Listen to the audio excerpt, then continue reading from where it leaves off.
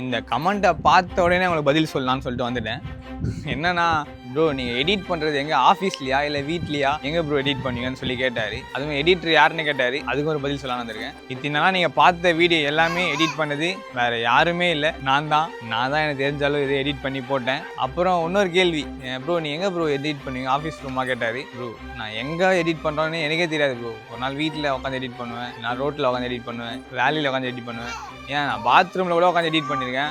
Bucket கவுத்து போட்டு உட்காந்துலாம் edit பண்ணிட்டுலாம் அவங்க வீடியோ போட்டிருக்கேன். அவ்வளோ கஷ்டப்பட்டுலாம் அவங்களுக்கு வீடியோ கொடுத்துருக்கேன் உங்களை பார்க்கறதுக்கு. தூக்க காலத்தில் நைட்லாம் எடிட் பண்ணோன்னா கண்ணு எல்லாம் அப்படியே சொருவும். என் ஒர்க் இருக்கும், என் ஒர்க்கில் கொஞ்ச நேரம் ஒரு 1 hour 2 hour கேப் பண்ணி தெரியுமா, அதில் உட்காந்து எடிட் பண்ணுவேன். கொஞ்சம் கேப் கிடைக்கும் போது தான் எடிட் பண்ண ஆரம்பிச்சிருவேன். அது எந்த இடத்துல எடிட் பண்ணுவேன் இல்லை எப்போ எடிட் பண்ணுவேன்னு எனக்கே தெரியாது. இந்த கமெண்ட்டை பார்த்தோன்னா ஒரு மாதிரி ஆகிடுச்சு. ப்ரோ நீங்கள் ஆஃபீஸில் உட்காந்து எடிட் பண்ணுவீங்களான்னு சொல்லிட்டு. உங்களுக்கு பாத்ரூம் கூட ஆஃபீஸ் தான் ப்ரோ. நம்ம கிடைக்கிற நேரத்தை பயன்படுத்தி தான் உங்களுக்கு வீடியோ போட்டிருக்கேன். நெக்ஸ்ட் என்ன பண்ணலாம் சொல்லிட்டு கமெண்ட் பண்ணிட்டு போங்க. வேறு என்ன கேள்வி கேட்கறனால கமெண்ட் பண்ணிட்டு போங்க. பை.